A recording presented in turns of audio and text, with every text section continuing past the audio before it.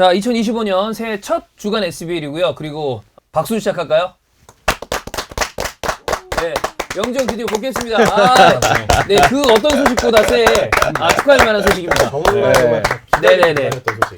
시국도 그렇고 안 좋은 소식도 많은데 여하튼 저는 돌아왔습니다. 너무 다행입니다. 네. 네, 다 새해 복 많이 받으라고 또 시청자분들에게도 찬영에게도 형철에게도 하고 싶지만 일단 영주형 복귀하는 거에 대해서는 네. 많은 분들이 굉장히 또 기다리고 계셨는데 근데 그 외형적으로 봤을 때는 네. 살이 영주형이 전보다 많이 빠지셔가지고 네. 이래저래 좀 건강을 좀 그래도 찾고 있다라는 느낌이 들어서 너무 다행이에요. 그 제가 이제 올라오기 전에 네. 엘리베이터 앞에서 만났거든요. 아, 네네. 못 알아봤어요. 아니, 그 정도는 아니잖아요. 그 정도예요. 어. 네, 못 알아봤어요. 그리고 원래 코트 잘 안 입잖아요. 네. 코트 입고 왔더라고. 그래가지고 그래가지고 약간 못 알아봤어요. 옷차림과 그 다음에 그 살 빠짐 그게 겹쳐지니까 뭐지? 아는 사람인가? 약간 아리까리했던 그런 느낌이었습니다. 그렇습니다. 아프고 나서 한 15kg 빠졌다가 네. 네, 집에 온 다음에는 네네. 한 4, 5kg 쪘어요. 그래서 지금 그 원래 몸무게로 돌아가면 안 되거든요. 제가 그쵸. 이제 과체중이고 혈압이 예. 높아요. 그러다 보니까 체중을 빼면은 혈압이 낮아진다고 하니 체중을 빼는 방향으로 가자. 그런 상황입니다. 네. 다른 어떤 그 건강은 그래도 잘 회복되고 있는 거죠? 그쵸. 그러니까 왜냐면 제가 뇌출혈인데 대뇌가 아니라 소뇌예요. 예예. 그리고 좀 위험하지 않은 부분에서 혈관이 터진 거예요. 그래서 피를 말리는 방향으로 갔고요. 대뇌에서 만약에 뇌출혈이 있었다면은 뭐 마비라든가 뭐 전체적인 장애가 좀 많이 나올 수도 있고 또 뇌출혈이 있을 경우에는 뇌를 열 수도 있잖아요. 그러면은 후유증도 좀 많다고 하더라고요. 근데 저는 이제 소뇌에서 뇌출혈이 있었고 피를 말리는 방향으로 갔으니까 일단은 균형 감각. 처음에는 서지도 못했어요. 그리고 언어 문제. 네. 야, 내가 요즘에 언어하고 물리치료 왔거든. 네. 언어 선생님이 아니 이게 왜 발음이 안 돼요? 근데 내가 곰곰이 생각해 보니까 근데 선생님 그거 너무 하시네. 아니 근데 잘 생각해보면 원래 안 됐어. 원래 안 됐었어. 예. 그러니까 선생님한테 내가 얘기했어. 니은 리을 발음 있잖아. 나라, 노래 뭐 이런 거 있잖아요. 예. 여러 나라들 할 때 이제 여러 나라들. 예, 문장으로 읽을 경우에는 발음이 새는 경우가 많아요. 그래서 가만히 생각하니까 이거 원래 정상일 때도 안 된 거예요. 그랬더니 선생님이 그럴 리가 없다. 그래놓고 제 유튜브를 보고 오더니 그동안 힘드셨죠. 선생님이 영상을 보신 다음에 이제 안 거죠. 안 거죠. 원래도 안 되셨다니. 근데 이제 선생님께서 얘기하기를 100%로 돌아오기 힘든데 네네. 보통 80% 정도 돌아오면은 많이 호전된 거다 이러는데 선생님께서는 제가 생각할 때는 120% 정도 돌아오셔야 정상인 범주에 들어오기 때문에 그냥 이렇게 된 거 반응을 더 이렇게 더 열심히 해라 네. 이렇게 얘기하셨죠. 근데 개인적으로 영주형 지금 방송 온 한 다음에 이야기하는 걸 들어봤을 때 이전이랑 차이가 저는 별로 안 느껴집니다. 별 차이가 없어요. 사실. 네. 제가 아까도 얘기했잖아요. 원래 원래 그러니까 당신들이 알아서 해석하면서 들어야 돼요. 네, 그리고 자막이 필요한 방송입니다. 예, 그렇습니다. 어쨌든 영주형이 다시 돌아와서 너무나 반갑고 또 이제 건강 잘 유지하셔서 저희랑 계속 방송 오래 하셔야죠. 네네. 네. 이스타TV에게 좀 미안한데 사실은 방송을 할까 말까 생각하다가 그래도 일주일에 한 편씩 하면서 조금씩 늘려나가는 게 네네. 저한테 도움이 되니까. 그쵸. 그래서 요거는 좀 출연하고 싶다. 예. 이렇게 얘기를 했어요. 네. 근데 이제 이명섭 PD도 괜찮다고 하고 아마도 그럼요. 이스타TV CEO들에게도 허락을 받았을 거라고 생각하고 그러다 보니까 이제 출연하게 됐습니다. 네, 뭐 허락이라기보다 네. 사실 가능하다고 말씀하시면 더 많이 출연해 주시면 당연히 저희는 좋은 건데 그거보다는 영주형이 이제 또 회복하는 스케줄에 따라서 저희도 거기 맞춰가야 네. 되니까 일단 SBL로 스타트하는 거 굉장히 괜찮아 보입니다. 네. 네. 두 분이 같이 있어야 그림이 굉장히 좀 좋거든요. 딱 이너맨과 조개소년이 갖춰져야 되는데 역시 이너맨이 이 모자를 써요. 네. 그래서 네. 느낌이 확 사네요 이제 네. 덕분에. 감사합니다. 예, 그렇습니다. 자, 그러면 어쨌든 새해 첫 SBL이고 또 영주형도 돌아왔으니까 우리 원래대로 진행을 해봐야죠. 경기들을 리그별로 이제 체크를 해봐야 되는데 먼저는 세리아를 보겠습니다. 로마 더비가 있었습니다. 네. AS 로마가 2대0 승리를 했고요. 오늘 새벽에 있었습니다. 예. 근데 역시 로마 더비는 그냥 이 맛에 보는 겁니다. 음. 이날 총 경고가 9개가 나왔고 퇴장이 이제 코치 퇴장까지 포함해서 2개가 나왔습니다. 예. 틈 날 때마다 싸워. 그게 로마 더비의 어떤 예. 매력 중에 하나 아닙니까? 굉장히 아주 격렬한. 격렬한 더비죠. 네. 사실 요즘에는 더비라고 하더라도 막 그렇게까지 격렬한 일은 잘 없는데 여기는 여전히 굉장히 좀 격렬한 그런 상황이었었고 이런 면에서 음. 사실 잉글랜드에서 펼쳐지는 더비들이 굉장히 순한 맛이 됐다라는 거에 대해서 피터 형도 그 얘기를 하더라고. 좀 아쉽다.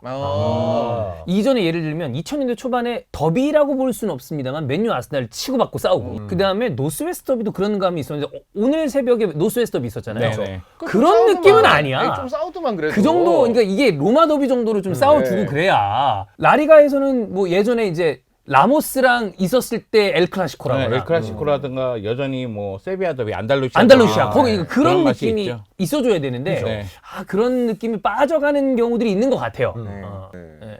어쨌든 로마 더비는 그 예전의 더비의 치열함을 여전히 유지하고 있는 그런 경기 중에 하나입니다. 네. 그래서 이제 언더스타 엑스값은 로마가 1.23이었고 라치오가 1.32였습니다. 오래간만에 로렌츠 펠레그리니가 선발 출전했습니다. 그래서 사실 이 로렌츠 펠레그리니 선수의 선발 출전에 대해서 아마 라니에리 감독도 고민을 많이 했을 텐데 최근에 어쨌든 폼이 좋지 않았고 계속적으로 기용은 됐음에도 불구하고 폼이 좋지 않아서 팬들에게도 좀 많이 비판을 받고 있었고 그래서 이제 선발 라인업에서 제외된 지가 조금 시간이 지난 그런 상황이었었는데 과감하게 이 경기에서 또 주장이기도 하니까 선발 출전을 시켰는데 그게 신의 한 수로 돌았습니다. 그래서 로렌츠 펠레그리니가 경기 시작한 지 얼마 안 지나서 이제 선제골을 이제 터트리면서부터 로마가 상당히 좀 쉽게 경기가 풀리기 시작했었는데 이게 이제 득점 과정이 상당히 좀 전개가 굉장히 아주 깔끔하게 잘 이루어졌던 그런 과정이었었는데 이러한 패턴들을 로마가 이제 지속적으로 선보이게 되는데 일단 후방에서 전방으로 길게 공을 보내고 첫 번째 골 케이스에서는 앙헬리뉴 선수가 이제 전방으로 보냈는데 그걸 도우비크 선수가 받아서 바로 이제 원터치로 이제 디발라에게 넘겨주고 디발라가 다시 이제 계속해서 전개를 시켜주는데 여기서는 디발라가 이제 로렌츠 펠레그리니랑 마주쳐서 다시 공을 받고 거기서 이제 측면 쪽으로 살레마커스에게 내주고 살레마커스가 다시 공을 줘서 로렌츠 펠레그리니가 이제 득점을 하는 그런 장면이었습니다. 모든 선수들이 다 공격 전개를 할 때 정확하게 어떤 식으로 움직여야 될지를 인지하고 있었던 것처럼 보였고 그 다음에 이제 득점이 나오는 과정에서는 로렌츠 펠레그리니 선수가 이제 공을 잡았을 때 디발라가 이제 박스 안으로 침투해 들어가면서 수비수 3-4명의 시선 순간적으로 확 끌어버리니까 거기서 공간이 쫙 열리면서 그 정확하게 이제 로렌츠 펠레그리니가 차넣으면서 이제 득점에 성공을 했거든요. 뭐 폼이 부진하긴 했지만 이 선수가 기본적으로는 킥이 워낙 좋은 선수였기 때문에 뭐 그 찬스가 나왔을 때 들어갈 가능성이 좀 높았다는 생각이 좀 들 수가 있었고 그리고 이제 여기서 이제 몇 분 더 지나서 17분에 이제 득점을 성공하게 되는데 이번에는 살레마커스 선수가 네. 득점을 했습니다. 살레마커스가 해서 첫 번째 슈팅은 이제 프로베데 골키퍼가 잘 막았지만 그게 다시 이제 살레마커스 쪽으로 와서 살레마커스가 한 번 더 밀어넣어서 이제 득점에 성공을 했습니다. 이날 경기에서 전반적으로 보게 되면 도비크 선수가 본인의 어떤 피지컬적인 장점을 잘 활용을 해서 보통 매치업이 뭐 힐라랑 될 때도 있고 그다음에 로마눌리랑 될 때도 있지만 딱 등 딱 하고 딱 서 있으면 그걸 뒤에서 어떻게 못해. 완전히 가린 상황에서 이제 딱 등딱으로 버티고 있다 보니까 그거를 뒤에서 어떻게 못해내고 도비크 선수가 사실 최근에 결정력이라는 부분에서 사실 아쉬운 부분이 많은 건 뭐 있는데 그럼에도 불구하고 이날 경기에서는 본인의 피지컬적인 장점을 그런 식으로 철저하게 좀 동료들에게 이제 떨궈주는 식으로 이제 활용을 해가지고 상당히 도움이 많이 됐고 그 공은 주로 이제 디발라 선수가 이제 많이 받았는데 디발라에게까지 연결만 되게 되면 디발라는 어느 방향으로든지 전개를 아주 잘 시킬 수 있는 선수니까 이런 데 있어서 이제 도움이 많이 됐습니다. 구조적인 문제가 라치오에겐 또 있었던 게 뭐냐 하면은 누운 타바레스 선수가 이제 어쨌든 공격적인 작업을 위해서 앞쪽으로 많이 전진해서 이제 왼쪽 공격은 누운 타바레스하고 이제 자카니 선수가 둘이 이제 합을 맺혀가지고 이제 하는 부분들이 있는데 그러다 보니까 기본적으로는 이제 누운 타바레스 선수가 오른쪽에 있는 선수들보다 마르치 선수보다는 기본적으로 위에 있을 수밖에 없어요. 올라가 있는 상황에서 그러면 여기 자리에 커버를 센터백이 해주던가 아니면은 로벨라 같은 선수가 이제 커버를 해줘야 되는데 선제골이 일단 너무 빨리 나왔기 때문에 이거를 이제 만회하려고 라치오 선수들이 조금 더 이제 앞쪽으로 전진하는 경향성이 있었거든요. 여기에 있는 이 빈 공간을 상당히 좀 빠르게 로마 선수들이 특히 살레마카스 선수가 들어가거나 디발라가 들어가거나 이런 식으로 빠르게 이제 여기를 파고들다 보니까 여기에 대한 커버가 잘 안 되면서 지속적으로 이 부분에서 이제 좀 문제가 발생하는 그런 상황도 났습니다. 그래서 이제 로벨라가 초반에는 조금 많이 좀 부진한 모습이었었는데 그러니까 살레마커스 선수가 전진해서 들어올 때 로벨라가 이제 커버를 해서 이제 1대1로 막아줘야 되는 부분들이 있었는데 여기서 살레마커스 선수가 상당히 손쉽게 제쳐내면서 그렇게 침투해서 들어가는 장면들이 좀 있었습니다. 있었어요. 전반적으로 봤을 때는 로마가 라치오가 공격을 할 때는 상당히 빠르게 내려가서 수비 대형을 잘 정돈해서 이제 보여주는 막아내는 그런 모습이 있었고, 공격 작업을 할 때는 상당히 빠르게 트랜지션을 활용을 해가지고 앞쪽으로 전개시켜가지고 날카로운 카운터 네. 어택을 보여주는 그런 모습들이 있었습니다. 라치오 입장에서는 우리가 어쨌든간에 지금 2골이나 내주면서 이제 밀려 있는 상황에서 공격을 계속해야 하는데 상대가 굉장히 빠르게 내려가서 미리 이제 갖추고 있다 보니까 공간을 찾아내기가 상당히 좀 힘들었었고, 그 좌우 측면에 있는 선수들, 뭐 자카니 선수도 그렇고, 뭐 누누타바레스도 그렇고, 아니면 이제 오른쪽에 이삭센 선수도 그렇고, 어쨌든 간에 공간이 좀 있어야지 좀 활용이 될 수 있는 부분이 있는데, 그 부분에서의 이제 활용될 수 있는 여지가 거의 없었기 때문에 사실 좋은 슈팅을 때리긴 좀 어려웠어요. 포지션은 계속 갖고 가지만 결국 좋은 위치에서 좋은 슈팅을 만들 수 있는 찬스까지는 만들지 못했던 게 그런 부분도 있었고, 로마가 전환 속도가 워낙 빠르다 보니까 라치오 입장에서는 여기를 이제 막아야 되는 게, 그러면 이제 파울로 끊는 경우가 좀 많다 보니까 카드를 좀 많이 받기 시작을 합니다. 경고를 사실 이렇게 받는 것보다는 이제 로마 더비에서는 싸워서 받는 게 그쵸. 이제 진짜 경고거든요. 진짜 신경도 버리면서. 나중에 나오죠. 네. 후반에 나오죠, 후반에. 그 먼저 여쭤보자면 형님이 보셨을 때 이 중에 가장 그 재밌었던 싸움은 어떤 싸움인가요? 막판이죠. 막판 싸움. 제일 마지막 그게 싸움이 이제 제일 커요. 제일 컸어. 핵심 아닙니까? 그게. 네. 다 나왔으니까. 원래는 벤치 이렇게 클리어링이니까. 막판에 싸움이 많을 수밖에 없는 게 결과가 이미 정해졌다는 느낌이 들거나 A씨 되는 거 네, 아니에요? 다들 아니면은 박빙의 승부일 때는 어. 어떻게 해서든 한 골을 더 넣어야 되니까 네. 어쩔 수 없이 싸우는 경우가 많죠. 그래서 막판 싸움이 이제 후메스랑 이 카스테너스 싸움 그거 아니에요? 예, 요게 좀 이제 말씀드리는데, 앞에 사실 파울들이, 그러니까 라치오가 경고를 받았던 파울들이 굉장히 거칠었기 때문에 좀 쌓여 이게 있었겠죠? 어떻게는 이게 계속 스택이 쌓여 있어. 라치오 애들은 지금 2골 먹힌, 우리가 하는 순간에 그냥 먹혔고. 20분도 안 돼가지고 2골 다 먹힌 거 네. 아니야. 경기 너무 어려워졌는데 지금 지금 이런 생각을 하고 있는데, 야 얘네들 계속 이제 빠르게 하네. 그럼 일단 끊자. 일단 끊자. 좀 세게 끊자. 네. 그럼 로마 애들도 왜 이렇게 세게 세게 들어오네 이 새끼들. 약간 이거 되는 거죠. 그렇지. 여기서 이제 쌓여 있어요. 네. 스택이. 그러다 이제 싸움이 크게 봤을 때 이제 두 판 벌어진 그죠, 거 아니에요? 두 판, 두 판. 코네랑 괭두지랑 네. 그다음에 아까 얘기했던 후메스랑 싸운 거. 그렇죠. 라치오가 후반 들어와서는 초반에 굉장히 좀 빠르게 전개가 잘 되면서, 그러면서 이제 슈팅 기회를 여러 번 가져갔었는데, 사실 이때 어떻게든 간에 득점이 하나 들어갔었어요. 근데 여기서 스빌라르 골키퍼의 선방도 있었고, 그다음에 정확하게 얘기하지만 아주 좋은 위치에서 슈팅을 하기에는 상대 수비의 방해도 많이 있었고 위치를 잡는 것도 조금 어려움이 있었습니다. 그래서 후반에는 경기가 주로 계속 라치오가 포지션을 갖고 있고, 로마는 그냥 수비하고 가끔 카운터 때리고 뭐 이런 식으로 계속 이제 전개가 되는 상황이었었어요. 이게 전형적으로 라치오 팬들이 힘 빠지는 그림 아니에요? 그쵸. 그쵸. 공격을 하긴 점유는 하는데. 하는데 공격은 또 그러니까 가드 위에 계속 때리는 네. 느낌 아니야? 막 다 공은 막히고. 갖고 있는데 공격이 제대로 네. 뭐 안 되는. 위력적인 모습이 많이 안 나오니까. 그게 한 골 차가 아니라 이게 2골 차기 때문에 로마는 여유가 좀 그쵸.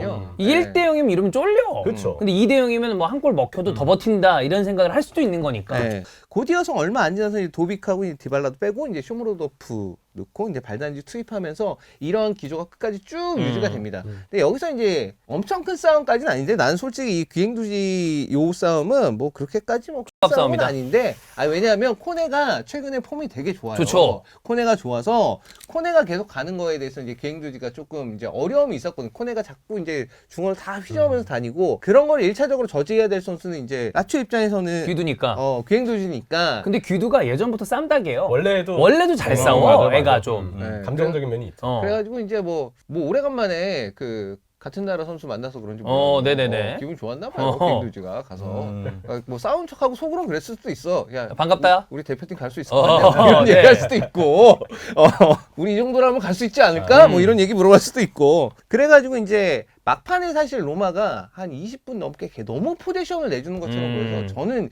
그거는 그렇게 바람직하다고 보진 않거든요. 이러면 사실 순간적으로 실점하면 후룩 분위기가 넘어가는 경우들이 없는 건 아니니까. 네, 그리고 경기 후반부 그러면 체력적으로 지쳐 네, 있는 그죠. 상황이기 때문에 몸도 힘들고 부상도 그다음에 나와, 수비만 이러다가. 하다 보면 사실 정신적으로도 굉장히 피로하거든요. 네. 그러니까 그런 부분이 있어서 이러다 실수가 나올 수도 있는 거니까 좋다고 보진 않았는데, 사실 라치오도 뭐 골운도 그렇게 다른 편도 아니었고, 스빌라르 골키퍼도 엄청 잘했고, 마루치 대신에 뭐 라짜리 선수를 넣었지만 그것도 뭐 그렇게까지 크게 효과가 있었다는 상황이 아니었습니다. 그리고 이제 이 막판에 이 경기의 백미가 이제 그 큰 싸움인데 추가 시간 들어가서 공이 2개가 들어간 상황이 나왔었어요. 공이 2개가 들어간 상황이 나왔었는데 이거를 이제 후멜스가 걷어내려고 이제 했어. 근데 걷어내려고 했는데 거기서 카스테야노스랑 이제 부딪혔는데 카스테야노스가 발로 깠어요. 후멜스를 넘어져 있는 상황에서 발로 깠어. 그래서 후멜스가 일어나가지고 이렇게 세가지고 이렇게 밀고 여기서 후멜스 다시 넘어지고 그러니까 갑자기 양팀 선수 나와가지고 막 붙고 막 이쪽에서 한 무대기 싸우고 저쪽에서 한 무대기 싸우고 저쪽에서 한 무대기 싸우고 막 이런 상황이 벌어져서 게릴라전이죠. 게릴라전이긴 한데 뭉탱이 좀 컸어요. 여기 한 10명 우르르 또 여기 한 15명 우르르 막 이런 식으로 싸웠는데 이제 심판이 이제 한참 보고 있다가 다 정리합니다. 다 정리하고 카스텔라노스 넌 퇴장. 일단. 그다음에 또 벤치 로마 벤치가 로마 벤치 코치 너 퇴장 주고 그다음에 은디카 경고 뭐 이렇게 주고 이렇게 해가지고 정리 딱 시키고 결국 이제 경기가 끝났죠. 여기서 이제 사실 5분의 추가 시간이 여기 이 5분 다 지나갔는데 그 뒤로 한 2분 30초 정도 더 주고 이제 경기 끝냈습니다. 이 경기를 이기면서 라니에리 감독이 로마 더비의 4경기를 모두 승리하는 그런 기록을 세웠습니다. 라니에리 감독이 참 대단한 게 로마 더비에서는 지지 않는다. 다 이긴다. 이런 게 또 팬들한테는 되게 어필을 많이 하는 건데. 본인도 로마 팬이니까. 그렇지. 로마에서 오래 이제 감독도 했었고 무리뉴 감독이랑 차이가 이런 거죠. 무리뉴 감독도 팬들이 되게 좋아하는 감독이었었는데 무리뉴 감독은 로마 더비에서 잘 못했거든요. 그런 거 있지 않나요? 엘 클라시코도 리가에서 좋은 성적을 거둔다 하더라도 엘클에서 만약에 다치고 그러면 좋은 평가를 받기가 좀 애매하잖아요. 애매하죠. 네, 항상. 이런 느낌으로 어쨌든 라니에리는 또 역시 이분도 노익장이야. 그렇죠. 이거는 진짜 근데 진짜 라니에리 감독은 선임을 잘한 거예요. 어쨌건 간에 지금 로마에 필요한 거는 기술적인 부분도 기술적인 부분이겠지만 당연히 선수들 멘탈리티가 되게 중요한데 이거를 다 잡아주는 데 있어서는 제일 좋은 감독이 라니에리 감독이니까 그럴 거고 사실 펠레그리니 선수마저 오늘 이 경기에서 잘했던 걸 생각을 해보면 기대할 만하다. 그런 생각이 좀 많이 들었고 그리고 라치오는 점점 이제 약간 스쿼드의 부실함 이런 게 좀 티가 나는 그런 모습이에요. 차라리 차우나 같은 선수들 좀 빠른 선수들 기용을 해가지고 그러니까 아니면 페드로가 조만간에 복귀를 한다 그러니까 페드로 선수가 복귀를 해서 폼이 빨리 좀 정상으로 돌아오길 좀 기다려야 되는 수밖에 없어요. 근데 이것도 단기적인 미봉책일 수밖에 없는 게 페드로 선수 나이가 이미 엄청 많은 선수잖아요. 근데 이 페드로에게 기대를 한다는 것 자체가 라치오가 이제 이게 뭐 그렇게 장기간을 두고 이제 볼 수 있는 상황은 아니니까 88인가 80가 그럴 텐데. 37세. 네, 나이가 많아. 어쨌든 나랑 비슷해. 그런 걸 생각해 보면은 라치오가 지금 어쨌든 지금의 스쿼드 구성상에서 조금 이제 전술적인 부분에서 뭔가 아이디어가 좀 있어야 될 것 같긴 한데 바르니 감독이 지금까지도 워낙 잘해왔기 때문에 여기서 바로 바꾸는 건 좀 어려울 것 같고 어쨌건 이 선수들이 돌아오기 좀 기다려야 될 것 같아요. 그렇습니다. 자, 어쨌든 치열했던 로마 더비 마지막에 싸움이 백미였는데 로마가 승리를 하면서 라니에리 감독이 좀 좋은 분위기를 이어갔다고 볼 수 있겠고 자 분데스리가는 휴식기였기 때문에 우리가 뒤에 키커랑 리스트의 기준으로 좀 보면 될 것 같고요. 라리가 발렌시아 대 레알 마드리드 경기 요거를 이제 보면 될 것 같은데 포인트들이 좀 있었어요. 특히 비니시우스가 아무래도 좀 많이 포인트였고 그 다음에 벨링엄 뭐 PK 실축이었지만 어쨌든 마지막에 극장골 영웅이야. 그리고 진짜 슈퍼 극장골이 나올 줄 알았지만 골대 맞고 나온 것까지 뭐 그런 포인트들이 있었던 경기였습니다. 이게 12라운드 경기인데요. 발렌시아 지역에 이제 홍수 때문에 큰 홍수가 된 있었죠. 경기죠. 그러다 보니까 라리가 경기가 생뚱맞게 한 경기가 딱 들어왔었는데 이 발렌시아하고 레알 마드리드 경기고요. 그리고 발렌시아 입장에서는 12월 24일 날 루벤 바라 감독이 경질됐어요. 그러다 보니까 25일 날 코르베란 감독이 임명이 됐거든요. 코르베란 감독 같은 경우에는 워낙에 이제 잉글랜드 무대에서 감독 생활을 했기 때문에 여러분이 알고 계시겠지만 하이블록, 미드블록, 로우블록에서 포메이션의 변화를 줍니다. 그런 모습이 이 경기에서도 나타났어요. 그러다 보니까 발렌시아가 하이블록, 미드블록일 때는 4-4 형태고요. 로우블록일 때는 5-4 형태가 됐어요. 수비 하나 늘리는. 바르네체아가 미드피더인데 밑으로 내려가면서 수비 숫자를 늘리는 방향으로 갔거든요. 그러면서 전반전 거의 1대1로 압박하면서 활동량이 많다 보니까 주도권을 갖고 오는 모습이 나왔습니다. 레알 마드리드가 상당히 고전하는 전반전의 모습이었거든요. 발렌시아 입장에서는 전반전에 한 골밖에 못 넣은 것이 좀 아쉬워요. 만약에 좀 더 골이 나왔으면 발렌시아가 잡았을 가능성이 충분히 있었겠죠? 아, 있었어요. 어. 왜냐면은 좀 전에 종윤이가 얘기한 것에 정반대예요. 좀 전에 로마가 2골을 넣었기 때문에 지킬 수 있었다 에. 이런 얘기 했었잖아요. 그리고 후반전 수비만 하다 보면 이런 건 좋지 않은 거다 이렇게 얘기를 했었는데 그것이 발렌시아에 다 드러난 겁니다. 그러니까 발렌시아 입장에서는 결정적인 기회가 우고드로에게 왔었는데 이것을 크루토아가 다 막아냈거든요. 크루토아 정말 잘한 겁니다. 미친 놈이에요. 또 네. 캐리한 거죠. 그런데 전반 27분에 우고드로가 선제골을 넣었는데 넣죠. 이건 어쩔 수 없었다고 봐요. 왜냐하면 오른쪽으로 폴케가 들어가면서 중앙 하프 스페이스로 들어가는 하비게라에게 연결했고 하비게라가 이걸 원터치 슈팅하거든요. 이걸 또 크루토아가 막아냈는데 맞았죠. 하필이면 그 볼이 떨어질 때 우고드로가 그쪽으로 들어가면서 밀어 넣으면서 마무리 지은 거예요. 그러면서 발렌시아가 전반전을 1대0으로 마감하는데 성공을 했고요. 네. 전반전 1대0으로 마감했을 때 후반전 그런 느낌은 들었습니다. 발렌시아가 분명히 수비적으로 나올 것이다. 그럼 레알 마드리드가 그것을 압박하고 쟁취하고 공격할 수 있는 힘이 있느냐? 있습니다. 그것이 드러났던 경기고요. 전 레알 마드리드 경기력 보면서 너무 놀랐어요. 오. 왜냐면 후반전에 이 정도로 압박하면서 빠르게 전개하기가 쉽지가 않습니다. 그것도 10명이서 하는 건 더 어렵죠. 네. 레알 마드리드 입장에서는 52분에 음바페가 PK를 획득했어요. 네. 음바페가 하프 스페이스로 들어갈 때 반칙을 얻어내면서 PK를 얻어냈고 이것을 주드 벨링엄이 처리를 합니다. 주드 벨링엄이 처리했는데 포스트 맞고 나왔어요. 맞아요. 그렇죠. 그러면서 골로 인정이 안 안 됐죠. 됐고. 그 전까지 라리가에서 4번 처리했는데 4번 다 성공했다고 네. 하나? 성공률 100%였는데 이번에 실패를 했고요. 디미트리예프스키 골키퍼가 이 페널티킥 처리할 때 두 발을 떼는 경우가 있긴 있었지만은 포스트 맞고 나왔으면 굳이. 네, 어. 그대로 전개가 되더라고요. 그러니까 그게 발이 이제 두 발 중에 한 발은 그 걸치고 라인에 있어야 걸쳐 되잖아요. 있어야 되는 게 네. 이제 규정인데 그랬을 때 골이 안 들어간 게 그러니까 그 상황이 명백하게 키커에게 영향을 미쳤다면 이제 다시 리테이크를 하게 하는데 그 상황은 차고 이제 골대 맞고 나온 나왔으니까. 상황이라 그건 영향을 미쳤다고 네. 보기 어렵다라고 이제 판정을 한 거고 그러니까 그대로 진행이 된 네, 거죠. 그래서 그냥 진행이 어. 된 거죠. 만약에 키퍼가 선방을 했다면 그러면 그랬다면 리테이크가 예. 선방을 했으면 아마 리테이크 됐을 네. 거예요. 됐겠죠. 참여를 한 거니까. 네. 네. 그리고 58분에 음바페가 골을 넣었습니다. 뒷공간으로 들어갈 때 주드 벨링엄의 원터치 패스가 너무나 좋았거든요. 그리고 음바페가 골키퍼를 제키면서 마무리 짓는 모습이 있었는데 이게 오프사이드가 돼요. 네. 이 경기에서 음바페가 오프사이드 4개 했고요. 핸드볼 반칙 하나 했습니다. 그리고 PK를 하나 얻어내긴 했거든요. 근데 아직도 아쉽다. 그치. 그러니까 이 팀의 에이스는 제가 아까 전에도 얘기했지만 비니시우스다. 비니시우스는 될 수 있어요. 네. 그런데 음바페라고 얘기하기는 어렵다. 그런 생각이 좀 들더라고요. 그러면서 선수 교체를 단행해요. 이제 예. 시간이 얼마 안 남았기 때문에 안첼로티 감독 입장에서는 선수 교체를 단행했고 코르베란 감독도 마찬가지입니다. 선수 교체를 단행하면서 조금 더 두텁게 형성하고자 노력을 했고 반면에 레알 마드리드는 모드리치를 투입하면서 조금 더 공격적으로 나오고자 노력을 한 것으로 보이는데 결국 모드리치가 85분에 골을 넣었는데요. 네. 이 골 장면 정말 기가 막힙니다.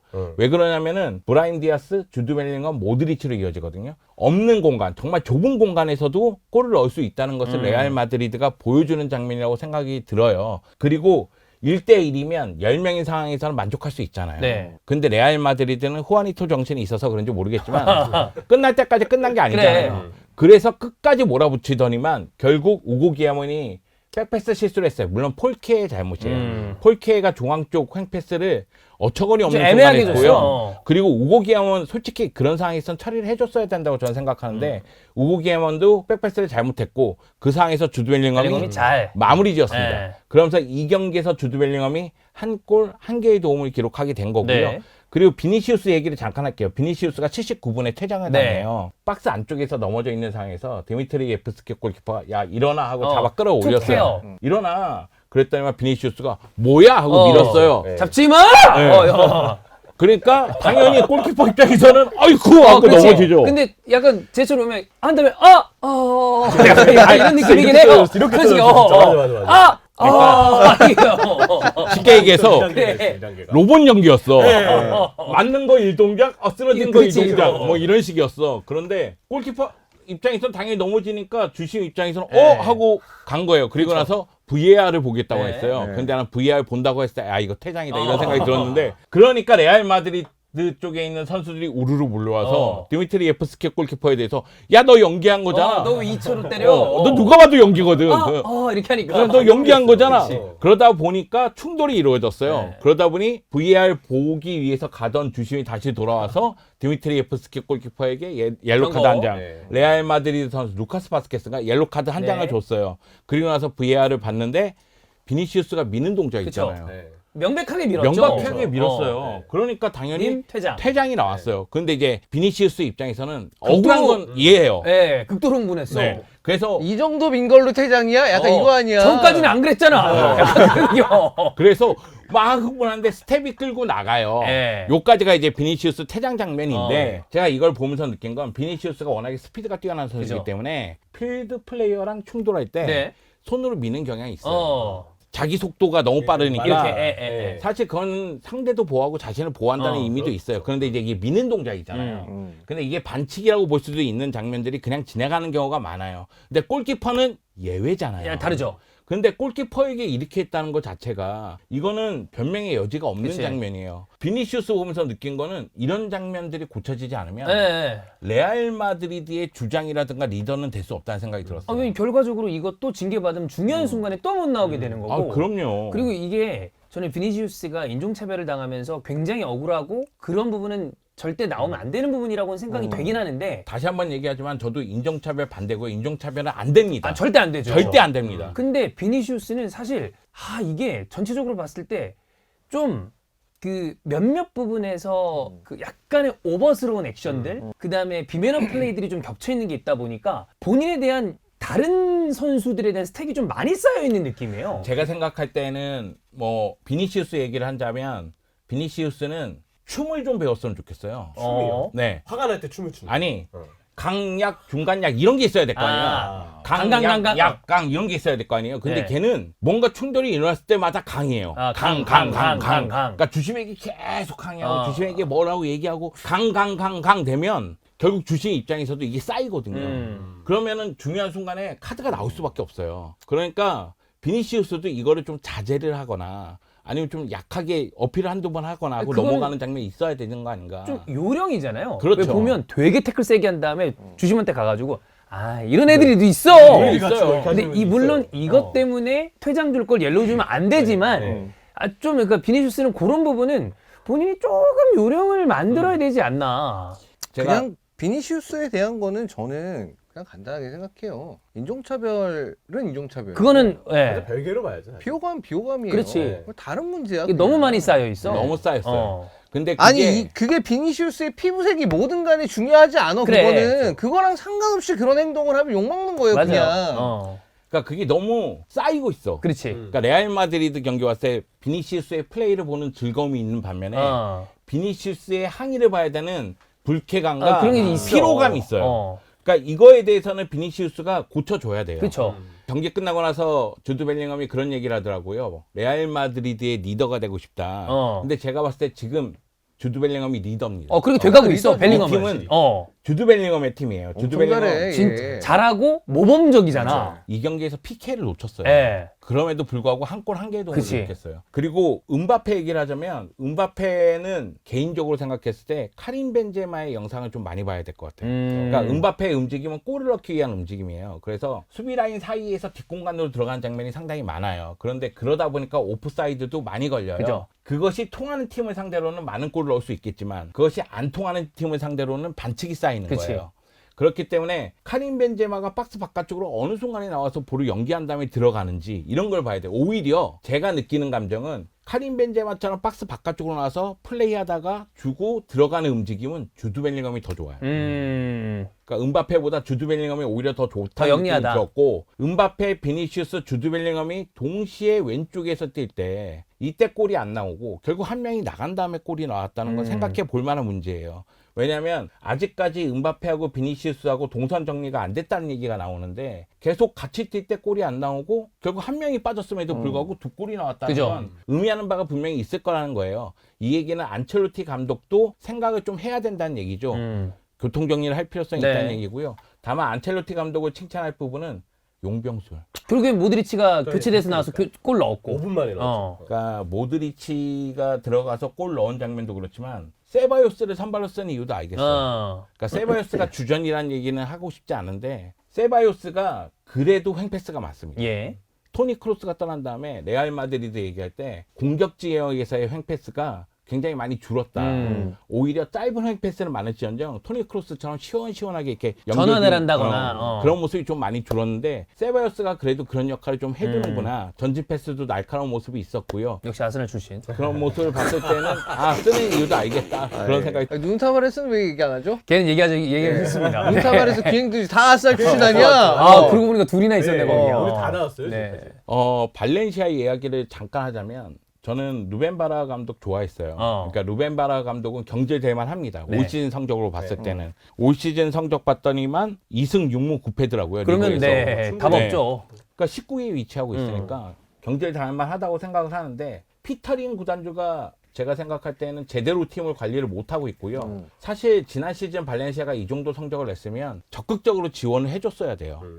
루벤 바라 감독을. 근데 루벤 바라 감독 지원을 제대로 못 받았을 뿐더러 뭔가 흐름이 나쁘니까 이게 엉켰거든요. 그러다 보니까 루벤 바라 감독이 경질되는 모습이 있었는데 이렇게 레전드를 또 떠나보내게 되는 네. 거잖아요. 계속 버려지는 느낌이야, 네. 그렇게 해서. 그래서 다시 한번 얘기하지만 이거 싸갖고 있어봤자 머리 아픕니다. 빨리 파세요. 그래. 피터링 구단주 이거 축구에 대한 관심이 뜨거운 사람에게 팔면 됩니다. 근데 이게 본인이 원하는 매각가가 안 나오나 봐. 그래서 안 나와요. 그러니까 안 되겠죠? 근데 그러니까 안 팔리는 거야. 어. 2부 리가로 내려간다고 쳐봐요. 그럼 더 떨어질 텐데. 더 떨어져요. 아니, 그러니까 피터림이 차라리 빚을 많이 져가지고 인테르처럼 그렇게 네. 넘어가는 거 말고는 내가 볼 때 이거 쉽지 않아. 안 돼요 이거.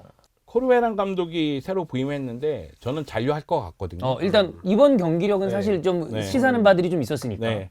다만 그 발렌시아의 아쉬운 점은 뭐냐면 수비 라인과 미드필드 라인에 좀 젊은 선수들이 있고 새로 조합된 선수들도 있고 그러다 보니까 느낌이 뭐냐면 이게 레알 마드리드 선수하고 볼 터치가 다르고 패스가 좀 다르구나. 이런 느낌이 들었어요. 그러니까 레알 마드리드가 후반전 들어서 앞에서부터 압박하면서 빠르게 전환할 때 그걸 뚫고 나오는 힘이 훨씬 더 부족하구나. 이게 다시 한번 느껴졌고요. 그럼에도 불구하고 저는 발렌시아가 잔류한다고 얘기하는 이유는 우고드로가 5골째거든요. 네. 근데 우고드로가 해결사 역할을 하면은 확실한 해결사가 있기 때문에 우고드로라는 카드를 이용할 수가 있고 루이스 리오와 왼쪽, 오른쪽에 디에고 로페스. 그러면 측면 자원은 매우 좋은 편이에요. 그렇기 때문에 코르베란 감독이 공격을 전개할 때 최전방과 측면을 어떻게 연결할지에 대해서 고민만 좀 더 하고 해결책만 내놓는다면 수비의 안정감만 더 꾀한다면 그 지금 부상 선수가 많은데 돌아온다면 그러면 충분히 잔류할 수 있다. 그렇게 생각합니다. 뭐 레알로 다시 넘어오면 음바페가 원래 5경기 연속골에 도전을 했는데 네. 아쉽게도 이번에 깨졌죠. 실패를 한 거죠. 12라운드 수년 경기잖아요. 다시 12라운드 때 폼으로 돌아간 것 같아요. 근데 그게 시기가 10월 말로 제가 이 경기를 기억하는데 제일 안 좋았을 안 때 좋았을 음바페가. 그때가 그 전에 엘클라시코에서 너무 아쉬웠던 그 대패. 그쵸. 레알 입장에서 아쉬웠던. 네. 그리고 이후에 밀란전 챔스 패배. 그 사이였거든요. 그때도 뭐 음바페가 지금만큼의 어떤 올라왔던 기세는 아니었기 때문에 그냥 이거는 한번 쉬어가는 정도고. 그럼 다시 원래 일정으로 돌아오면 그 흐름을 이어갈 것이다. 네, 다시 제가- 소름을 내갈 것이다. 저는 그렇게 그냥 믿고 있습니다. 내추럴 이후에 우리 와이프가 저보고 뇌가 없다고 그래요. 거의 예전에는 말 얘기할 때 이게 간접적으로 얘기하잖아요. 네. 근데 요즘엔 좀 다이렉트로 얘기해요. 네. 근데 저는 음바페에게 올 시즌은 이 정도에서 조금 더 원하면 되지. 마치 음바페를 위한 팀을 만들어야 돼. 음바페가 뭐 다 해줘야 돼. 이거는 욕심이라고 생각하거든요. 그렇죠. 왜냐면 그 앞에 근데 저기 형수님이랑 그 얘기는 왜 들어간 거죠? 내가 지금 다이렉트로 얘기하겠다고. 저는 약간 형수님을 디스하기 위해. 여러분 결혼하세요. 아프리테 옆에 있는 건 와이프밖에 없어. 네. 꼭 결혼하시기 바라겠습니다. 네. 넌 결혼 잘했어. 예. 그러니까 음바페가 지금까지 리그에서 10골이에요. 그럼 이 기세라면 아마 20골 이상을 넣을 거 아니에요. 만약에 이대로 쭉 간다면 네. 그럼 한 시즌에 20골 이상 넣은 스트라이커를 욕할 수 있느냐? 애매하죠. 잘한 거지 사실. 20골 넘게 일부 넣었으면. 팬들은 음바페가 뭐 에덴 아자르가 될 것이다 뭐 이렇게 얘기하는데 이건 말도 안 되는 얘기고요. 네. 완전 달라요. 완전. 이미 네. 이미 넘지 이미 않았나? 넘었어요, 이미. 걔는 내가 일단 볼 때? 뛰지를 않아야 돼. 이미 넘었어. 그러니까 제가 얘기하는 건 어. 그거예요. 음바페가 조금 더 영리하게 움직여야 된다. 예전 파리 생제르맹에서 뛸 때처럼 너에게 다 밀어주지 않는다. 그렇지. 저는 전반기에 비니시우스가 음바페에게 많이 밀어줬다고 생각해요. 욕심 안 내고. 그럼에도 불구하고 음바페가 지금 이 상황이라면 조금 더 발전할 필요성은 있다. 그리고 올 시즌은 데뷔 시즌이니까 올 시즌 가능성만 보여준다면 내년에 충분히 폭발시킬 수 있다. 그렇기 위해서는 안첼로티 감독이 동선 정리를 좀 해야 된다. 요 얘기죠. 그러니까 고집을 좀 버릴 필요가 있는 것 같아요. 왜냐하면 음바페 같은 경우에는 그 리버풀이랑 경기 할 때 그때 봤었을 때 벨링엄이 진짜 공을 잡고 자기 쪽으로 상대 수비 한 3명 정도를 땡겨놓잖아. 자기한테 네. 끌어당겼어. 그 앞에 공간이 이만큼 생기거든. 여기 들어가면 돼요. 들어가면 거기서 벨링엄은 어떻게든 간에 거기 공을 줄 거고 음바페가 공이 많아서 그 다음에 플레이를 어떻게 전개하는 간에 그 자기가 하는 거 아니야. 근데 그거 안 들어가더라고. 그래서 쟤 왜 안 들어가지 저거? 저 공간을 벨링엄이 저렇게 힘들게 만들어냈는데 그 공간을 왜 활용을 안 하고 있지? 근데 보니까 얘가 그전에는 이제 맨디였으니까 맨디는 공격에 도움이 안 안 되잖아요. 되고. 안 되니까 자기가 뭔가 이렇게 사이드도 내가 다 책임져야 돼. 뭐 이게 있었나 봐. 근데 이제 프란 가시아 들어가니까 그런 움직임이 좀 나오더라고. 그래서 나는 이거는 음바페만의 문제가 아니라 다른 선수들과의 조합 같은 것도 네. 분명히 중요한 것 같다. 그리고 약간 뭐 저는 음바페는 절대적인 능력이 있는 선수라고 생각하는데 그럼요. 습관도 있었던 게 있을 테니까 있죠. 그것도 좀 수정하는 단계를 거치면 뭐 잘 할 선수니까. 전 지금도 충분히 잘하고 있다. 네네네. 네. 그렇습니다. 나쁘진 않은데 네. 이제 네. 그게지 이름값에 비해서는 기대값이 그럼요. 워낙 높은 네. 선수니까. 그러니까 음바페가 빵빵 넣어주길 원했던 네. 거죠. 진짜 막 30골. 그렇죠. 그다음에 경기력도 엄청 엄청 좋고. 월등하고 막. 메시나 호날두처럼 넣어주길 그치. 원했던 근데 거예요. 그러지 못한 거에 대한 아쉬움이 있는 것 같은데 이거는 조금 더 전 두고 봐야 된다고 봅니다. 후반기가 남아 있으니까. 근데 제가 돌아본 결과 제 인생에서 호나우두, 메시, 호날두 얘네들은 논외예요. 좀 없어 잘 그런 선수. 네, 그런 선수는 잘 없어요. 음바페가 그 정도로 될 만한 선수긴 한데 좀 봐야죠. 네, 무슨 40골 넣고 득점하고 50골 넣고 득점하고 이거 말이 안 되는 40골 얘기예요. 넣고 득점 2위하고. 네. 그게 진짜 말이 안 되죠. 그러니까 20골 아래로 넣고 득점한 경우도 많아요. 많아요 생각보다. 그러니까 지금 상 놓고 뭐 좀 여유를 갖고 볼 필요성이 있다. 그렇습니다. 네. 자 이렇게 경기들을 봤고요. 이제 이슈를 분데스리가는 키커랑 리스테 위주로 보면 될 것 같은데 네. 정리를 해보면 어떻게 볼 수 있을까요? 일단 랑리스트에 대한 설명을 먼저 좋아요. 예, 키커 독일 매체에서 뭐 가장 유명한 매체 네. 중에 하나죠. 키커에서 발표하는 축구 선수 평가 자료입니다. 이 랑리스트가 저도 찾아보니까 이게 독일어로 랭킹의 의미가 있대요. 그러니까 키커에서 선정한 랭킹. 축구 선수 랭킹. 네. 근데 이게 시즌이기 때문에 누적 활약 안 보고요. 네. 그냥 올 시즌 전반기 독립으로. 활약이 어땠는지. 그리고 후반기 때는 후반기 전체에서 시즌 전체를 돌아보는 형태에서 한 시즌 동안 2번 랑리스트가 발표됩니다. 근데 이번엔 이게 전반기였죠. 독일 분데스리가 같은 경우에는 윈터 브레이크가 길어요. 그죠? 네.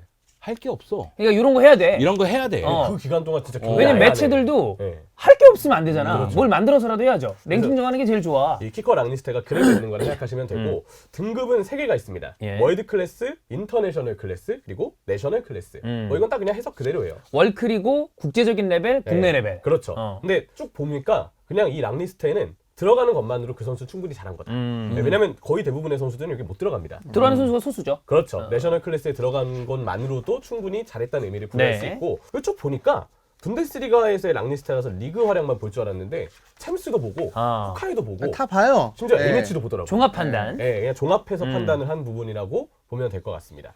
일단은 월드 클래스로 선정된 선수가 그거를 이제 궁금하잖아요. 네, 누가 누구지? 월클인가? 정말 궁금하잖아요. 딱 네. 4명 선정됐는데 공격형 미드필더의 비르츠, 비르츠, 무시알라, 무시알라, 그리고 최전방의 해리케인, 케인. 새로운 얼굴이죠. 마르무시. 마르무시는 리버풀, 맨시티 다 또 링크가 나고 있는 선수들 중에 하나입니다. 뭐 주말 사이에는 맨시티 쪽이 또 네. 굉장히 또 가깝게 이어지긴 했는데 이 네 선수가 유일하게 월드 클래스로 선정이 됐고 이외 포지션은 월드 클래스는 없습니다. 쭉 보면 공격수는 일단 해리케인과 마르무시인데 해리케인은 부상 기간이 있었는데도 월클. 여전히 월클. 받을만 하죠. 네, 충분히 득점력도 있고 뭐 이 선수가 이제 유로 결승 역할로 그치. 좀 지쳐 있는 기간이 있었지만 그래도 케인은 케인입니다. 특히 분데스리가를 씹어 먹으니까. 완전히 뭐 골로 네. 봤을 때도. 근데 팬들이 원하는 건 조금 더 중요 경기 때 득점을 해줬으면 좋겠다라는 거라 중요 경기 때 케인이 침묵하는 이유는 전 거기에 있다고 보거든요. 뭐 내려오는 움직임, 연계 능력, 센스 다 좋은데 경합을 조금 본인이 좀 소홀히 할 때가 있어요. 좀 더 싸워주고 좀 더 끈질기게 수비를 네. 끌어당겨주길 원하는 타이밍에 그런 게 안 나올 때가 좀 있거든요. 그런 거 좀 해주면 바이언 팬분들의 눈높이에도 이 선수가 더 맞지 않을까라는 생각을 하고 마르무시는 그 전 시즌이 이 내셔널 클래스 전체 공격수 10위였어요. 어쨌든 턱걸이로 들어오긴 했지만 네. 아래쪽이었던 거죠. 그렇죠. 10위에서 2위까지 껑충 뛰어났습니다. 마르무시는 프리킥 차는 걸 보면 킥을 일단 기본적으로 정말 잘 차는 선수고 기본기도 좋고 아주 빼어난 침투 능력을 가졌기 때문에 마르무시도 월드 클래스에 속할 게 이상할 게 없다. 예. 그리고 좀 주목할 만한 선수가 월드 클래스에 들어가지 않았지만 인터내셔널 클래스의 가장 높은 순위에 있는 클라인딘스트예요. 아. 하이덴하임에서 이제 영입을 메넨글라트바흐로 예. 영입을 했는데 9골과 5개의 도움을 기록했고요. 뭐 공포 좋아요. 사실 이미 지난 시즌 하이덴하임의 승격의 주역이어서 지난 시즌 1부 리그에서도 승격하자마자 첫 시즌 만에 2자릿수 득점에 성공을 했거든요. 약간 꿀매물이다 이런 느낌을 좀 줬는데 메넨글라트바흐가 이 선수를 덥석 물어서 실제로 정말 많은 성과를 봤습니다. 꽉 찬 육각형 유형이에요. 경합도 잘 이겨내주고 발밑도 좋고 압박도 굉장히 적극적으로 가져가주고 올 시즌 골 넣은 득점력도 굉장히 좋았기 때문에 클라인디스트 인터내셔널 클래스의 3위 네. 충분히 주목할 만한 선수고 이재성의 동료인 브루카르트가 4위 브루카르트도 성장을 했기 때문에 딱 이 정도 선수들이 제가 보기에도 뭐 5위의 기라시까지 포함을 해서 가장 눈에 들어왔던 분데스리가의 공격수들이었던 것 같습니다. 그럼 우리 선수들 중에 뭐 이재성, 네. 그리고 김민재 이런 선수들도 이제 다 들어와 있잖아요. 그렇죠. 네. 공격형 미드필더 이재성 선수가 내셔널 클래스의 6위에 들어갔습니다. 6위. 근데 국민을 쭉 보면요. 일단 월드 클래스의 비르츠랑 예. 무시알라. 무시알라 있었고. 설명이 필요 없죠. 네. 왜 무시알라가 2위일까 생각을 하면 비르츠랑 비교했을 때 부상 관리로 빠졌던 경기가 무시알라가 일부 있었어요. 그리고 제 생각이지만 그 레버쿠젠이 쉬크가 터지기 전까지 공격진 중에 비르츠가 유일한 희망이었거든요. 보니페이스도 부상 여파로 뚝 떨어져 있고 사실 그 쉬크가 터지기 전까지는 쉬크도 좀 잠잠했었고 호프만 부진하지 예. 아들리 부상당했지 여러 가지로 공격진들이 좀 아쉬웠었는데 아마 그런 부분에서 비르츠를 조금 더 부각한 게 아닌가 싶고요. 그리고 엔조미오, 운다브, 파울네벨, 이재성인데 개인적인 생각은 5위까지는 봐도 될 것 같아요. 아. 네. 운다브나 엔조미오는 뭐 특히 엔조미오는 슈투트가르트 에이스니까 뭐 연결고리를 너무 잘해주는 선수라서 이해가 되는 반면 파울네벨보단 저는 개인적으로 이재성이 좀 하나 더 그럼 올라가도 우리끼리 오히려 합시다. 네, 그런 네. 느낌으로 아니 왜냐면 팀 내에서도 이재성을 먼저 픽하고 네벨은 사실 네. 여러 선수를 거의 써보다가 네, 이제 맞아요. 네벨이 딱 정착이 된 게니까 내셔널 클래스로는 맞다고 생각하는 거예요? 저는 맞는 것 같아요. 아 그러면 네. 영주 형은 인터내셔널로 올려도 되지 않나? 5위까지가 딱 맞는 것 같아요. 왜냐면 엔조미오까지가 인터내셔널 네. 클래스거든요. 네. 4위 운다브부터 내셔널 아, 클래스니까. 근데 제 생각에는 어쨌든 이재성은 5위까지는 가도 된다. 네. 내셔널 클래스의 이제 전체 5위 이렇게 그쵸. 봐도 될 것 같다고 봤고 의미는 있어요. 사비 시몬스보다 이재성이 윗니다. 네, 이미 지금 5골과 2개의 도움으로 이재성 선수가 키커에서도 활약을 인정받았다. 이렇게 좀 봐야 될 것 같고 이 공리 자리에 토마스 밀러가 없어요. 이게 굉장히 오랜만에 빠진 거 아닙니까? 그 랑리스트에 지금까지 30번 연속으로 네. 랭킹에 포함이 됐던 토마스 밀러인데 2009년 이후로 첫 탈락이라고 합니다. 이 형도 오래 했잖아. 이제는 네. 토마스 밀러라면은 이제 TV 방송 생각하고 그래야 되는 거 아니야? 그쵸. 개그맨으로? 그래. 은퇴하고 해설하면 너무 재밌게 할 것 같아요. 그러니까 그 저희도 이제 독일 게스트 하면 이제 플로리안을 생각을 하잖아요. 그쵸. 밀러 정도로 또. 밀러. 밀러도 어. 밀러한테는 이제 얘기하면 이제 인수를 한번 해라. 네, 아예. 아예 그냥. 그것도 괜찮거든요. 토마스 밀러면 가능하죠. 네. 어쨌든 밀러가 오랜만에 빠졌습니다. 참고로 이 선수 월드 클래스에 무려 그동안 6번이나 선정됐던 뭐 월클이 맞으니까. 인정할 만하죠. 그렇습니다. 윙도 잠깐 볼게요. 프림퐁이 1위로 올라갔습니다. 어. 인터내셔널 클래스의 프림퐁이 1위, 네. 기튼스가 2위인데 기튼스. 사실 윙은 뭐 이외에 이제 올리세가 3위. 올리세는 갈수록 좀 부진했죠. 그리고 뭐 도안니츠, 레벨링, 그리포, 아데미, 오누라 등등 이렇게 쭉 있는데 개인적으로 프림퐁이 좀 1위인 거는 좀 의외다. 윙 자리에서 1위인 거는. 난 기튼스 잘하더라. 기튼 기튼스가 잘하죠. 잘하죠. 기튼스가 이렇게 올라온 것도 주목할 만한 포인트인 것 같고. 윙어 쪽은 월클이 없죠. 그렇죠. 그리고 김민재 선수는 조금 뒤에 보겠습니다. 미드필더를 먼저 보면 키미헤가 인터내셔널 클래스 1위예요. 월드 클래스에 오르진 못했는데 뭐 개인적으로는 월드 클래스에 오를 만한 활약을 했다라는 평가도 이해가 됩니다. 그 정도로 키미히는 제가 네. 봐도 가장 수비형 미드필드에서 활약이 빛났었고 이것 때문에 좀 말이 많아요. 지금 자카는 2위, 팔라시오스가 3위, 안드리 4위, 슈틸러 5위, 그리고 내셔널 클래스로 넘어가서 파블로비치가 6위거든요. 근데 파블로비치가 6위로 떨어진 거는 리그 경기를 500분 정도만 뛰었기 때문에 경기 소화 분수가 많이 좀 못 적다. 뛰었지 부상 때문에. 네. 그래서 파블로비치는 내려갔습니다. 근데 팔라시오스가 인터내셔널 클래스의 3위인데 이 선수가 그 코파 아메리카가 끝나고 반월판 수술을 해서 예. 초반에 결장을 했거든요. 리그 출전 수가 350분이에요. 그러니까 그 너무 팔로비치보다 너무 더 적다. 적어요. 네. 근데도 팔라시오스는 3위에 올랐고 챔피언스리그 활약과 컵에서의 활약, 포칼에서의 활약이 컸다라고 이제 키커는 선정을 했거든요. 근데 개인적으로 팔라시오스가 정말 좋은 선수인 건 맞으나 출전 시간이 파블로비치보다 적었던 걸 보면 그런 걸로 생각하면 조금 약간 형평성에 네. 어긋나지 않나라는 이야기가 나올 법하다. 그래서 이게 조금 팬들 사이에서는 이야기가 좀 나오더라고요. 예. 근데 어쨌든 이것과 별개로 팔라시오스가 좋은 선수인 네. 거는 뭐 부정할 수 없습니다. 진짜 활동량 좋고 기술도 좋고요. 풀백은 사실 들여다볼 게 많지 않아요. 월클 없고. 월클 없고 인터내셔널 클래스의 그리말도 한 그리말도. 명이고 저도 공감합니다. 네. 2위 자리에 뭐 알폰소 데이비스가 그래도 내셔널 클래스 2위까지는 순위를 올렸어요. 근데 이것도 알폰소 데이비스가 올라와서 그렇긴 하지만 좀 더 이 선수가 잘해줘야 네. 사실 바이른 뮌헨 정도면 인터내셔널 클래스의 풀백이 네, 있어요. 나와야죠. 그게 최소. 없다는 것. 그건 좀 아쉬운 포인트고 뭐 6위의 크리스텐센 그리고 9위의 벤세바이니. 네, 이 정도 선수들이 이제 프랑크푸르트와 도르트문트의 성장을 이끌었던 네. 성적을 이끌었던 이 선수들이라고 보면 될 것 같습니다. 대망의 센터백인데 네. 이전에 히든풋볼에서 이제 환희 형 나왔을 때 아마 이야기를 한번 하셨을 거예요. 랑니스테를. 그때 환희 형은 우파메카노를 1위로 예상하시고 김민재 선수를 4위로 예상했는데 네. 놀랍게도 인터내셔널 클래스의 센터백 1등은 레버쿠젠의 요나단 탑입니다. 그리고 2등이 인카피에 우파메카노가 3등. 3위네요. 네, 라이프치히의 빌리 오르반이 4등. 그리고 프랑크푸르트의 테아테가 5등. 김민재 선수가 이제 6등이에요. 김민재 6위군요. 네. 이 얘기는 김하는 다 틀렸다는 얘기인가요? 그 얘기죠. 그 1위, 얘기인데. 3위 다 틀렸다. 네. 그 얘기로 가야 되는군요. 저한테 뽑으라면 저는 우파메카노가 센터백 중 1위였을 것 같아요.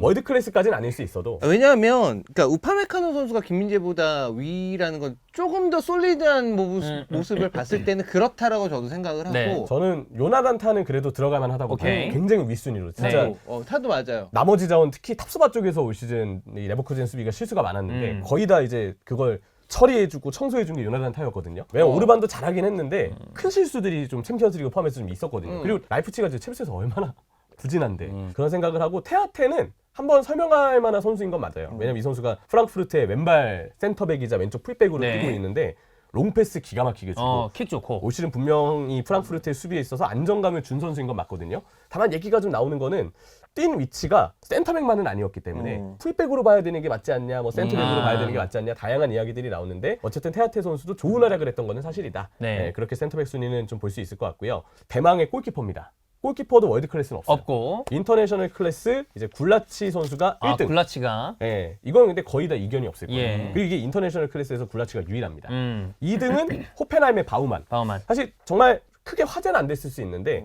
정말 꾸준하게 바우만은 분데스리가 네. 탑급 골키퍼였어요. 뭐 대표팀에서도 그렇고. 예, 심지어 발밑도 좋기 때문에 네. 노이어는 8등까지 떨어졌습니다. 전체 골키퍼 중에 8등까지 떨어졌고 놀랍게도 노이어 다음에 이제 바이에른 뮌헨 키퍼의 계보를 이을 선수로 기대하고 있는 리벨은 11등까지 떨어졌어요.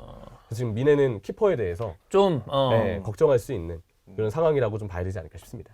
뭐 김민재 선수가 들어간 거에 대해서는 반가운 일이나 두 분 얘기대로 뭐 순위 면에서는 좀 굉장히 좀 아쉽다. 네. 더 높이 평가받을 만한 활약을 했다. 그래도 의미를 부여하면 인터내셔널 클래스에 김민재가 들어갔어요. 네, 내셔널이 아닙니다. 인터내셔널 클래스.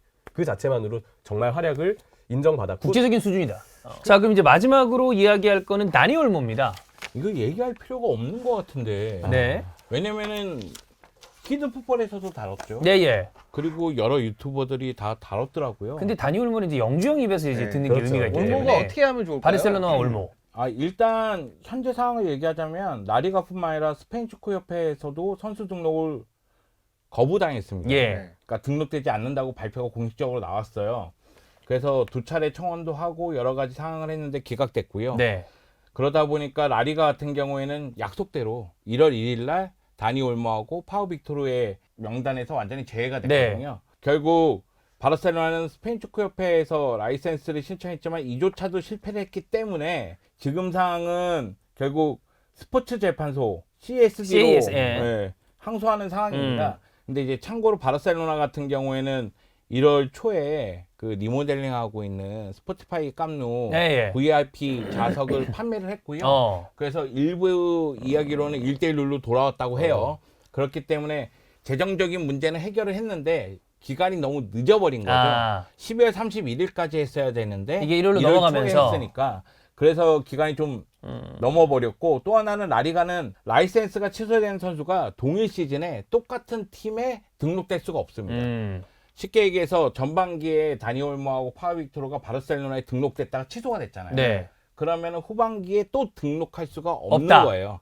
이 규정이 있기 때문에 지금 바르셀로나가 가는 길이 쉬운 길은 아닌 듯 보입니다. 올모는 어쨌든 바르셀로나에 어떻게든 잔류를 하고 싶어 하기 때문에 지금 이야기 나왔었던 거 몇몇 가지 안 중에 하나는 반 시즌 후반기를 뭐 타리그 임대 뭐 이런 얘기도 나오고 있긴 하잖아요. 임대가 안 되는 걸로. 근데 임대가 또 안 된다고 돼요. 그러잖아. 네. 네. 등록된 선수가 아니기 때문에 그럼 그것도 임대조차도 불가능하고. 안 되는 거예요. 여기서 중요한 건 뭐냐면 다니 올모의 계약 조항이에요. 지금 저희가 얘기하는 건 바르셀로나 라리가 샐러리 캡에 대한 얘기입니다. 예. 그러니까 바르셀로나가 샐러리 캡이 금연 상한이 4억 2,600만 유로 정도가 돼요. 네. 근데 다니 올모를 지난 8월 9일에 영입할 때 6년 계약을 했고요. 5,500만 유로에서 6천만 유로 정도를 이적료로 계산을 했다고 해요. 옵션은 한 700만 유로 정도 예. 되니까 어마어마한 금액입니다. 그런데 여러분 한번 생각해 보세요. 니코 영입할 때 네. 니코가 바르셀로나로 갔을 때 위험할 수도 있다는 이야기를 몇 번 흘렸어요, 언론에. 그러니까 선수 등록 문제에 대해서 얘기를 했었거든요. 그러니까 다니 올모도 이런 문제에 대해서 알고 있었단 말이에요. 그렇기 때문에 계약 조항에 만약의 경우 계약이 안 될 될 경우, 시. 즉 등록이 안 될 경우에는 FA로 풀린다는 조항을 넣었어요. 아. 그러니까 지금 다니 올모는 FA 계약을 해도 돼요. 아. 근데 다니 올모가 바르셀로나에 대한 충성심이 강하기 때문에 네. 지금 바르셀로나만 생각하고 있다고 얘기하고 있고 예. 또 라포르타가 야, 나 믿어. 어. 나 못 믿어? 못 믿죠? 메시 보냈잖아. 아, 그래 못 믿지. 그러니까 자기가 믿음을 줬어야 말이죠. 그런데 여하튼 그러면서 다니 올모는 뭐 바르셀로나의 그 스텝을 믿는다. 경제적인 부분을 믿는다고 기다리고 있는 거예요. 남겠다면 그냥 6개월 못 뛰는 거예요, 그냥. 네, 그거밖에 못 뛰는 없어요. 거예요. 지금 상황에서 그거밖에 그거밖에 없다. 없어요. 근데 이제 남겠다고 하면 6개월 못 뛰고 대표팀에서도 못 뜁니다. 예. 그러니까 지금 아무 데서도 못 뛰어. 와. 훈련도 안 된다 그러던데? 이거 그럼 바르셀- 개인 훈련밖에 안 되는 거 아니야 훈련도 혼자서? 못 한대, 여기 어. 가서. 바르셀로나에서 훈련도 못 한대요. 아침마다 조기축구 뛰어야 돼요, 이제. 어떻게 진짜. 야 근데 이게 선수 입장에서는 진짜 치명적인 건데. 치명적인 거죠. 치명 엄청나게 네, 치명. 경력이 중간에 어. 딱 끊기는 예. 거니까. 근데 진짜 이거를 어떻게 보면 진짜 신사협정으로 다른 리그에 뭐 그 뉴스도 있잖아. 밀란에서 뭐 다니올 뭐 좀 쓰겠다고. 아, 그 그렇게 얘기를 얘기하죠. 했는데, 그 얘기. 근데 진짜 신사협정을 해서 계약 일단 파기해. 파기하고 내가 바르셀로나로 돌아갈 때 기존의 계약 내용 그대로 이행한다. 그거 이제 넣고. 이미 넣고 네. 그다음에 밀란에서 6개월 뛰고 다시. 그다음에 다음 시즌에 다시 이제 그대로. 그대로 이제 가서 그거밖에 없어요, 방법은. 근데 그러면 그러면 아스날은 어떤가요? 아니 근데 어디든 팀은 어디든이죠. 상관이 없지. 팀은 상관이 없지. 근데 아스날도 그렇고. 근데 네. 만약 NCT 도 그러면 이제 그거지. 그럼 과연 그러면 그랬을 때 계약이 어쨌든 끝난 거 아니에요. 음. 원래 자기가 맺었던 계약은 끝난 거잖아. 그 다음에 다시 바르셀로나 계약할 때 과연 바르셀로나는 그 전에 계약 내용 그대로 충실하게 이행할 것인가? 그거에 대한 믿음이 없는 거지. 그걸 하기에는 만약 그거에 대한 믿음이 있다, 그럼 할 걸요? 난 할 수 있다고 생각해. 그렇다면. 바르셀로나 입장에서는 가장 긍정적인 스토리는 CSD에서 이것이 이제 결정이 나는 거예요. 그러면서 다시 뛸 수 풀리는 있는 거. 게 어. 가장 그게 긍정적이고 베스트 희망찬 시나리오. 시나리오인데 사실 그동안 나리가에 있었던 그 조항들 그것들을 다 지켜왔잖아요. 네. 다른 팀은. 네. 그런데 이미 지난 다음에 12월 31일까지 등록을 시켰어야 되는데 그게 안 됐는데. 안 됐는데 이거에 대해서 과연 설득력이 있느냐? 여기만 힘이 예외를 세는데 주는 게. 저는 이건 없다고 봐요. 어. 제가 바르셀로나 팬이긴 하지만 이건 없다고 보고 그렇다면 다른 방법을 찾아야 돼요. 그러니까 다니 올모가 뭐 6개월 동안 어디서 뛰고 돌아오는 방법이든 네. 뭐 파우 빅토르가 그런 방법이든 어떻게 해서든 방법을 지금 찾아야 됩니다. 그러니까 바르셀로나가 너무 안이하게 경영을 한 거예요. 진짜 난 이해가. 난 이해가 안 가요. 이거는 이게 좀 뭐야? 이해할 수 야, 없는 문제예요. 몇 년 동안 이러는 거야 도대체 이게. 지금 나리가 셀러리캄 얘기를 했는데 다니 올모 영입할 때 이미 급여 공간이 없었어요. 아. 그래서 기억하신 분은 기억하시겠지만 다니 올모가 영입된 다음에 첫 두 경기인가 발렌시아전하고 빌바오전에 출전하지 못했죠. 못했어요. 아예. 선수 등록이 맞아. 안 됐으니까. 등록이 안 돼서 못했지. 근데 그때 아라우하고 텐센이 4개월 이상 부상을 당했었거든요. 네. 햄스트링하고 아킬레스건 네. 부상을 당하면서 그러면서 이니고 카사도 그치. 뭐 파우 빅토르 그리고 이 다니 올모가 등록이 된 거예요. 네. 그런데 원래는 4개월 이상 부상당한 선수의 급여의 80% 이상을 뭐 더 지불해도 된다. 뭐 이런 내용이거든요. 그러면 다니 올모가 텐센보다 주급이 더 싸냐? 아니란 아니고. 말이에요. 더 비싸단 말이에요. 네. 그럼 나리가 입장에서는 야 그러면 반 시즌 뛰는 거 허용하는데 그 전까지 너 라리가 셀러캡을 늘려놔. 그러면은 가능하다. 맞춰줄게. 왜냐면은 80%만 쓴다고 하면 전반기만 활약하는 건 이해가 되니까. 되니까. 근데 그거를 못했다는 얘기예요. 네. 그러니까 이거는 라포르타가 처음부터 선수 영입할 때 공간이 없는데 그냥 한 영입했다는 거 아니에요? 얘기고 무대뽀 아니야 진짜. 네, 완전 무대뽀죠. 어떻게 해서든 만든다고 했는데 만들지도 못했을 뿐더러 네. 조항도 넣어놨어요. 그러니까 이거는 라포르타 이게 저는 라포르타 이거 다음 선거에 엄청 치명타가 될 거라고 봅니다. 이번 건이. 지난 겨울부터 이번 여름까지 1억 1,000만 유로 정도를 썼어요. 네. 여러분이 기억하실지 모르겠지만 베티스에 임대가 있는 호키. 아, 호키. 네. 그리고 파워 빅토르 다니 올모. 네. 만약에 다니 올모하고 파워 빅토르 등록이 안 되잖아요. 1억 1천만 유로가 없어지는 날아가는 거예요. 거죠? 거의. 이 다른 방법인데 1억 유로를 까먹네. 그런데 가만히 생각하면 뭐 바르셀로나가 지금 메시 떠난 다음에 성적을 내기도 어렵고 이런 거 다 이해합니다. 네. 계속 팔아왔잖아요. 그렇죠. 깜누 명명권. 네. 그리고 뭐 스튜디오라든가 뭐 이런 거 VIP 저런 거. 좌석이라든가 네. 이것저것 다 팔아왔잖아요. 그럼에도 지금 해결을 못 하고 있다는 얘기잖아요. 그치. 물론 지금은 해결이 됐다는 얘기가 네. 나오지만 등록이 안 됐잖아요. 그 이거는 경영을 잘못했다고 잘못하고 있는 밖에는 거죠.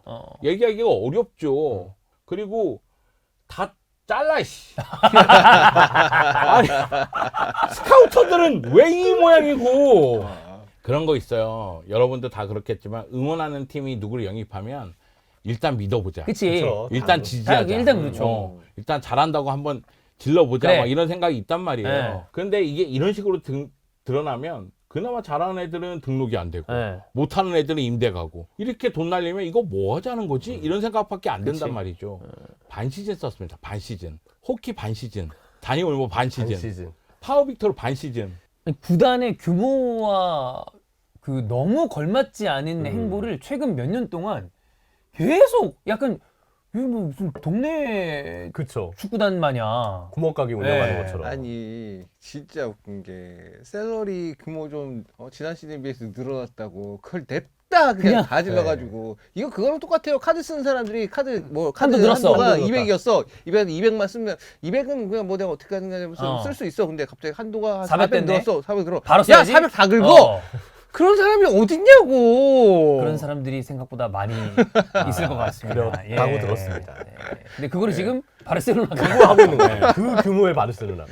조금 전에 급여 상한선 얘기했잖아요. 레알 마드리드는 월등히 높고 네. 그 다음이 바르셀로나고 네. 그 다음에 아틀레티코 마드리드예요. 지금 아틀레티코 마드리드 판 선수 많고 산 선수 많잖아요. 그러니까 아틀레티코 마드리드는 정리를 하면서 그치. 그게 됐다는 얘기예요. 이거저거 계산을 하면서 한다는 네. 거죠. 그러니까 급여를 봤을 때도 바르셀로나가 많아요. 근데 바르셀로나는 계속 허덕이고 있는 거예요.